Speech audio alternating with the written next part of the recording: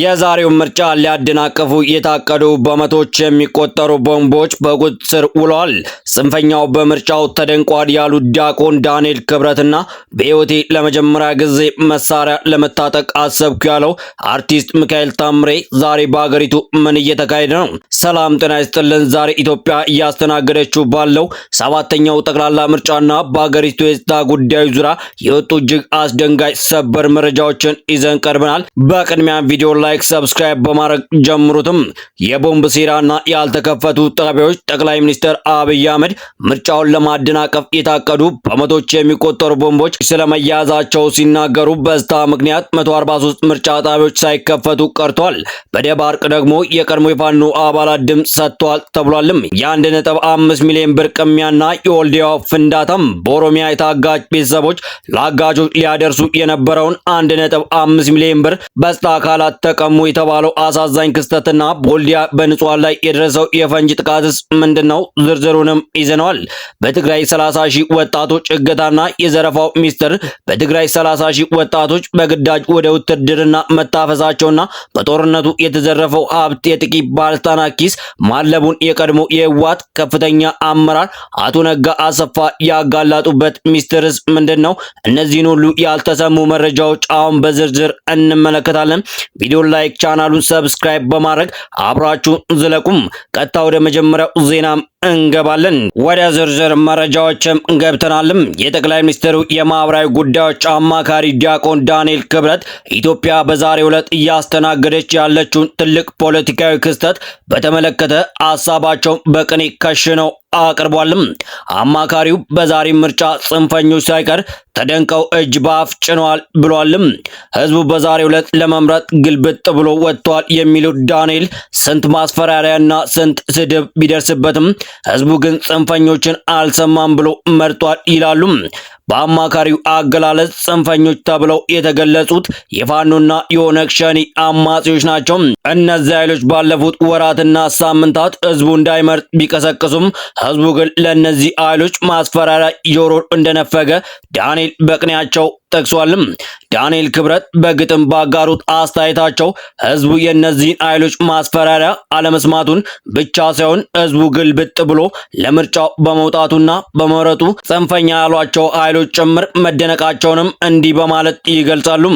ባንዳውን አልሰማም ዜጋውን አመረረ፣ ጽንፈኛው ደንግጦ አፉን በእጁ ጭኖ ያደንቅ ጀመረ በማለት እንደ ፋኖና ኦነግ ሸኔ ያሉ ኃይሎች ጭምር በዛሬው ምርጫ መደነቃቸውን ጽፏልም። የዲያቆን ዳንኤል ክብረት አስተያየትን እንዴት አያችሁት? በተያያዘም ለሰባተኛው ጠቅላላ ምርጫ በበሻሻ ድምጻቸውን የሰጡት ጠቅላይ ሚኒስትር አብይ አህመድ ይህ ምርጫ እንዲደናቀፍ በመቶዎች የሚቆጠሩ ቦምቦች በየከተማው ሊረጭ አቅደው እንደነበረ ገልጿልም።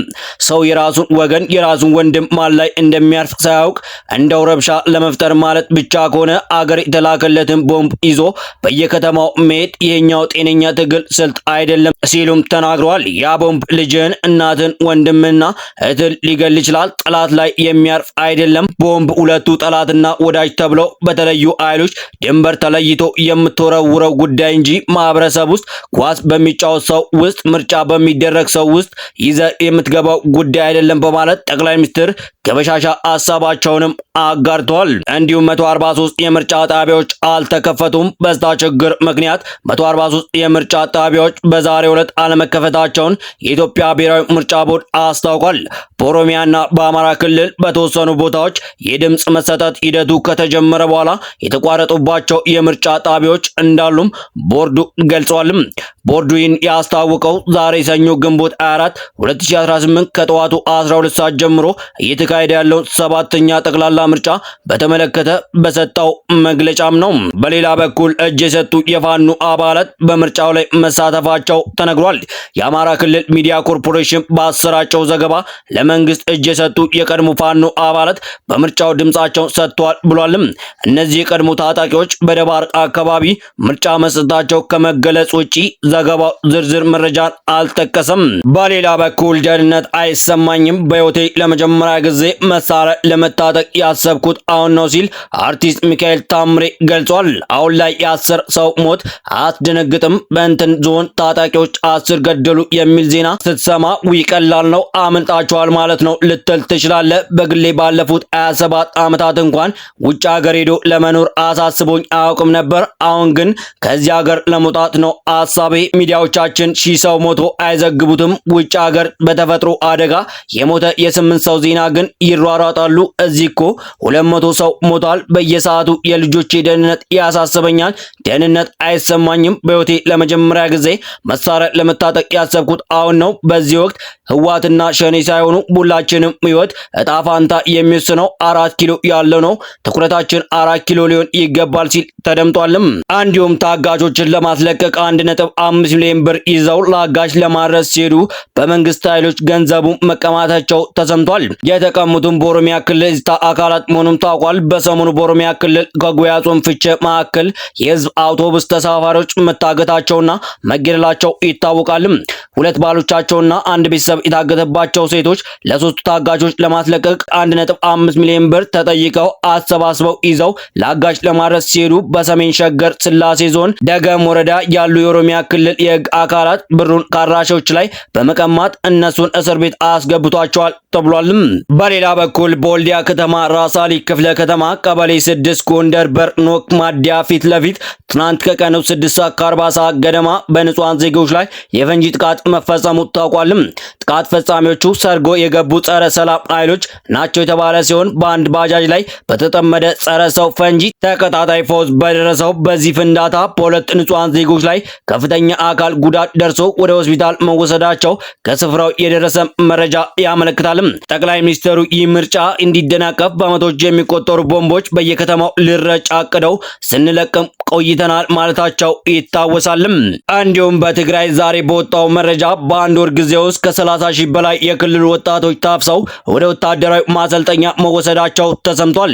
ለደህንነታቸው ሲባል ስማቸው እንዳይጠቀስ ያሉ የክልል ምንጮች ለመሰረት ሚዲያ ይፋ ባደረጉት መረጃ መሰረት ይህንን ያህል እርምጃ በመቃወምና ከአፈሳው ለማምለጥ የሞከሩ በመቶዎች የሚቆጠሩ ወጣቶች በቁጥጥር ስር የዋሉ ሲሆን ከ10 በላይ የሚሆኑት ደግሞ በስታ ኃይሎች በተተኮሰ ጥይት ለህልፈትና ለከባድ የአካል ጉዳት መዳረጋቸውን አረጋግጧል። ድርጊቱ በቅርበት የሚከታተሉ ወገኖች እንደገለጹት ይህ አይነት ሰውን አስገድዶ ወደ ውትድርና ማስገባትና ለህልፈት መዳረግ ለዓለም አቀፍ የጦር ወንጀል ተብሎ ሊፈረጅ የሚችል እጅግ አደገኛ ተግባር ነው። ይህን አሳሳቢ የግዳጅ ምልመላ አስመልክቶ አስተያየታቸውን የሰጡት የትግራይ ምሁርና የማህበራዊ ሚዲያ ተጽዕኖ ፈጣሪ ሸዊት ውዳሴ እንደገለጹት ህወሓት የትግራይ ወጣቶች በማስፈራራትና በማስገደድ ወደ ታጠቀው ወታደራዊ ኃይል እያስገባቸው ሲሆን ይህ ድርጊት ከፍተኛ የሆነ የሰብአዊ መብት ረገጣ ከመሆኑም በላይ የአንድን ሙሉ ትውልድ መጪ ዕድልን የወደፊት ተስፋ በቀጥታ አደጋ ላይ የሚጥል ጥቃት ነው። በተያያዘም የትግራይን የተወረረ መሬት እናስመልሳለን የህወሓት አርሚ 33 አመራሮችም ራሱን የትግራይ መከላከያ ቲዲኤፍ ብሎ የሚጠራው የህወሓት አካል የሆነው አርሚ 33 ለ3 ሳምንታት ስልጠና ሲከታተሉ የነበሩ አባላቱን እንዳስመረቀ አሳውቋል። በምረቃው ስነ ስርዓቱ ላይ የተገኙት የአርሚው አመራሮች እንደገለጹት ይህ ስልጠና የትግራይን የተወረረ ሉዓላዊ መሬት ለማስመለስ የተፈናቀሉ ዜጎችን ወደ ቀያቸው ለማስመለስና በወረራ ስራ የሚገኙ ወገኖችን ነፃ ለማውጣት ለሚደረገው ትግል አቅም የሚገነባ ነው ማለታቸው ከትግረኛ ዘገባዎች ለማየት ችለናል። ትናንት እዚህ ገጽ ላይ እንደዘገበው በአማራና ትግራይ አዋሳኝ አካባቢዎች የጦርነት ዝግጅት ተጧጥፎ መቀጠሉ በስፋት ተነግሯል። በስተመጨረሻም የተዘረፈው የሀገር ሀብት ለጥቂቶች መበልጸጊያ ሆኗል። የቀድሞ የህወሓት ከፍተኛ አመራር አቶ ነጋ አሰፋም በሰሜኑ የሀገሪቱ ክፍል በተቀሰቀሰው ጦርነት ወቅት በአማራ ክልል ልዩ ልዩ አካባቢዎች የተፈጸመው መጠነ ሰፊ የንብረትና የገንዘብ ዘረፋ የትግራይን ህዝብ ካዝና ሳይሆን የጥቂት ወታደራዊ መኮንኖችን የባለስልጣናትን ኪስ ያደለበ እንደነበር ተገልጿል። ይህን ይፋ ያደረጉት የቀድሞ ህወሓት ከፍተኛ አመራር የነበሩት አቶ ነጋ አሰፋ ናቸው። ከኮር በላይ ነን በሚል የትዕቢትና የልዩነት አስተሳሰብ በትግራይ ውስጥ የቀሩት አካላት በዋናነት በወርቅና በሌሎች ውድ ማዕድናት ዝርፊያ ላይ የተሰማሩ ያልተማሩ ናቸው። ከጦርነቱ ጀርባ የነበረው የዝርፊያ እውነት የህወሓት ታጣቂዎች እስከ ሰሜን ሸዋ ድረስ ዘልቀው በገቡበት ወቅት በርካታ ከባድ ማሽነሪዎች፣ የህዝብና የትግል ተሽከርካሪዎች እንዲሁም ከባንኮች የተዘረፉ በመቶች ሚሊዮኖች የሚቆጠሩ ገንዘቦች ወዴት እንደደረሱ አቶ ነጋ ማብራሪያ ሰጥቷል። የተዘረፈው በርካታ ማሽነሪ ወደ ትግራይ ካዝና ኢኮኖሚ አልገባም። ያውላ መኪናና ባንክ ተዘርፎ የት ነው የገባው ካልን እያንዳንዱ ግለሰብ ሀብታም ሆኖበት ነው ያሉት አቶ ነጋ አሰፋ ጉዳዩ በጥልቀት ተጠንቶና ኦዲት ተደርጎ በዝርፊያው የተሳተፉ በመቶዎች የሚቆጠሩ ጀነራሎችና ኮሎኔሎች ስም ዝርዝር በሚስጥር መውጣቱንም አመራሩ ጠቁሟል። የዘራፊዎች ስም በዝርዝር በአሁኑ ወቅት በደብረጽዮን ገብረ ሚካኤልና በአቶ ጌታቸው ረዳ እጅ እንደሚገኝም ጠቁሟል። የተረጋገጡ መረጃዎችና እውነተኛ መረጃዎች እንዲሳችሁ ሰብስክራይብ፣ ላይክ እንድታደርጉም እንጠይቃለን። ሐሳብ አስተያየታችሁን በኮሜንት አጋሩንም።